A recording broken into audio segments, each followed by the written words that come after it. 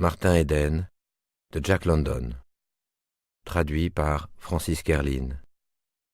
Lu par Denis Podalides. Chapitre 1er. Le quidam ouvrit la porte avec une clé et entra, suivi d'un jeune gaillard qui retira sa casquette avec gaucherie. Celui-ci portait des vêtements grossiers, qui sentaient la mer, et le spacieux vestibule dans lequel il se trouvait n'était visiblement pas son élément. Ne sachant que faire de sa casquette, il allait la fourrer dans la poche de son paletot quand l'autre la lui prit. Ce fut un geste simple et naturel que le jeune empoté apprécia.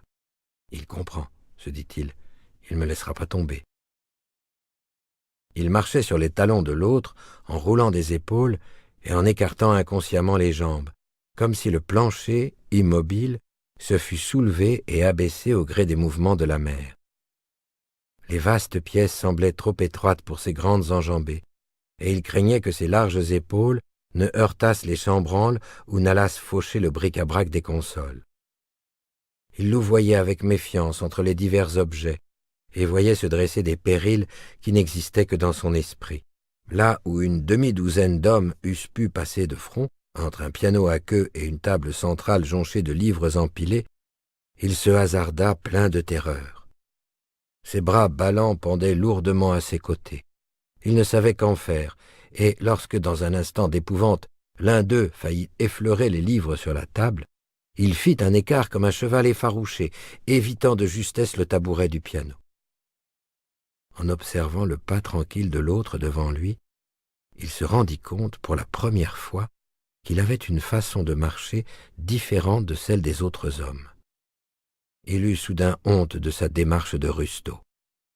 De minuscules gouttes de sueur perlèrent sur son front, et il s'arrêta pour éponger son visage bronzé avec son mouchoir. « Attendez, Arthur, mon gars !» dit-il d'un ton badin pour essayer de masquer son angoisse. « C'est trop à la fois pour votre serviteur. Laissez-moi le temps de m'y faire. Vous savez que je voulais pas venir et j'ai idée que votre famille est pas impatiente de me voir. »« Tout ira bien, » répondit Arthur, rassurant.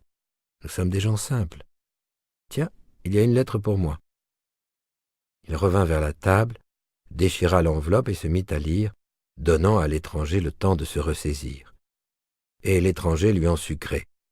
L'autre lui offrait sa sympathie et sa bienveillance, et, sous son apparent désarroi, cette chaleur humaine produisait son effet.